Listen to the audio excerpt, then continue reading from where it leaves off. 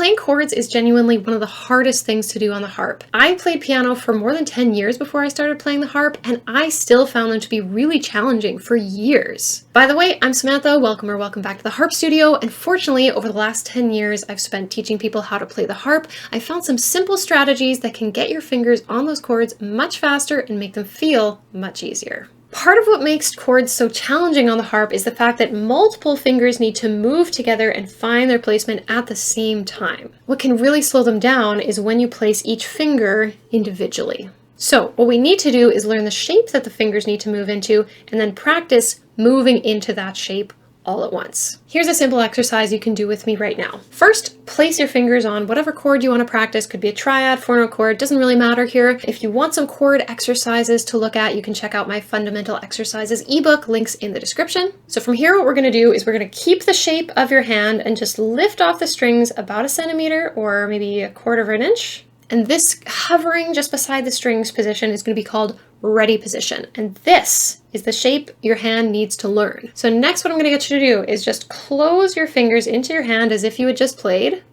Then see if you can reopen your fingers back into ready position. Pause here, and then you can place on the strings to check how close you were. And then we want to just do this several times until you feel like you can get the shape consistently. And remember, it's important to pause at the ready position state because what we really want to practice here is the motion of getting into shape. Once your fingers are on the strings, playing the chord is kind of a separate matter. So if we want to get better at getting to the chord, we have to practice getting to the chord and keeping your focus on that shape. Now, the last step of this exercise is once you're getting pretty good at finding your shape, then you can drop your hand into your lap or beside the harp, then come back up and see if you can get into the shape from there.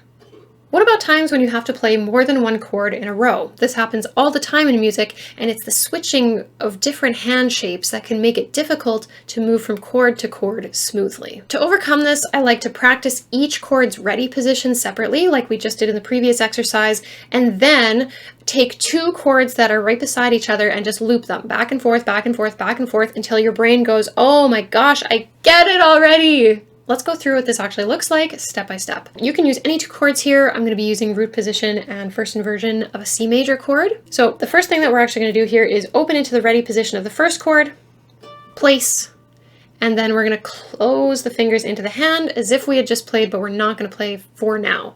Okay, then we're going to move the hand over to the next chord, open into ready position for that one, place, and same thing. We're going to bring the fingers back into the hand, move back to the first chord, place, bring it off, ready position, place. And you just go back and forth, ready position, place on chord 1, close, ready position chord 2, place, etc. Then once you feel like you're getting the hang of it and you know where those chords are and what the shapes feel like, you can actually play those chords instead of just coming off without playing.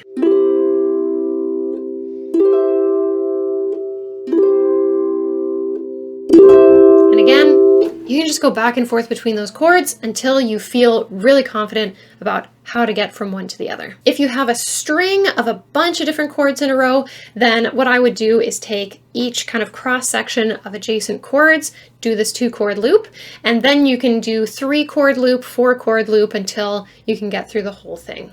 Take a close look at your harp music and you'll notice that there are some chord shapes that show up over and over again. By that, I just mean that if you look at the spacing of the notes, you'll notice there are some chords where all the notes are stacked one on top of the other, like a snowman, or there's going to be some where there's a larger gap between the top 2 notes and a smaller gap between the bottom 2 notes. And if you can get comfortable with these standard chord shapes, you'll be able to find them really quickly when they pop up in your music because your hand already remembers how they feel. My favorite way to learn those hand shapes is by practicing chord inversions of both 3- and 4-note chords, and that's why I included those in the set of exercise books I developed a couple of years ago, so you can find that in the description if you want to have chord inversions written out in different keys from beginning to advanced difficulty. Once you've learned the shapes of your chord, the next step is to learn how to get a nice even roll, so watch this video next to learn how to do that. Thanks for watching, and happy harping!